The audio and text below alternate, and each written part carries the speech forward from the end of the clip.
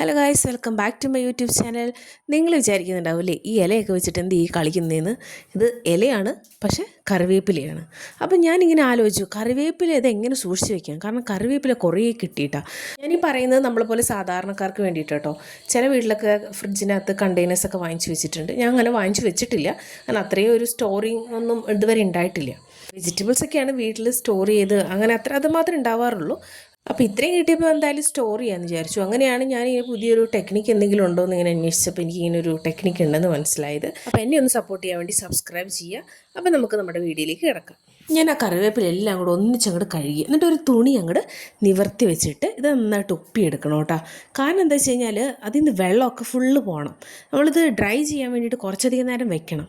സാരമില്ല, നമുക്കിങ്ങനെ ഒരു തുണിയിൽ ഇങ്ങനെ നിരത്തി വെച്ച് കഴിഞ്ഞാൽ തന്നെ ഉണങ്ങിക്കോളും. എന്തായാലും ഇങ്ങനെ വലിയ കൊമ്പോടുക്കിനെ നമുക്ക് ഫ്രിഡ്ജിൽ വെക്കാൻ വേണ്ടി പറ്റില്ലല്ലോ. അപ്പോൾ അതുകൊണ്ട് ഞാനിവിടെ കൊമ്പൊന്ന് അടർത്തിയിട്ടിട്ടാണ് വെച്ചിരിക്കുന്നത്. ഇനി ഒരാഴ്ചത്തേക്ക് ആവശ്യമുള്ള കറിവേപ്പില ഞാൻ ഇതുപോലൊരു പാത്രത്തിനകത്ത് ഒരു എയർ ടൈറ്റായിട്ടുള്ള ഒരു കണ്ടെയ്നറിലേക്ക് മാറ്റി വയ്ക്കുന്നുണ്ട്. എനിക്കൊരാഴ്ചത്തേക്ക് വേണ്ടി മാത്രമുള്ളത്.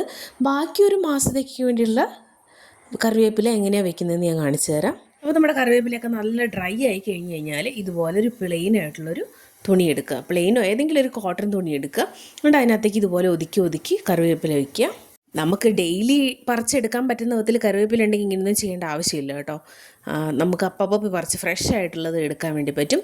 ഇതിൻ്റെ പ്രത്യേകത വെച്ചാൽ ഇതിങ്ങനെ ഫ്രഷ് ആയിട്ട് തന്നെ നിൽക്കും, അതാണ് അതിൻ്റെ പ്രത്യേകത. എന്നിട്ട് ആ പ്ലെയിൻ തുണി നമ്മൾ നന്നായിട്ട് ഉണങ്ങിയതാണ്.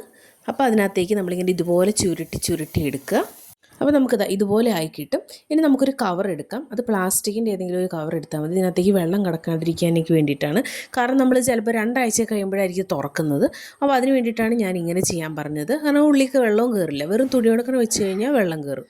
അപ്പോൾ എൻ്റെ കറിവേപ്പില എങ്ങനെയാണ് സ്റ്റോർ ചെയ്യുക, 2 വിധത്തിൽ സ്റ്റോർ ചെയ്യുക എന്നൊക്കെ കാണിച്ച് തന്നൊരു വീഡിയോ നിങ്ങൾക്ക് ഇഷ്ടമായെങ്കിൽ എന്നെ സപ്പോർട്ട് ചെയ്യാൻ വേണ്ടിയിട്ട് ആ സബ്സ്ക്രൈബ് ബട്ടൺ ഒന്ന് അമർത്താനും ലൈക്ക് ചെയ്യാനും ഷെയർ ചെയ്യാനും അതുപോലെ കമൻറ്റ് ഇടാൻ മറക്കരുത് കേട്ടോ.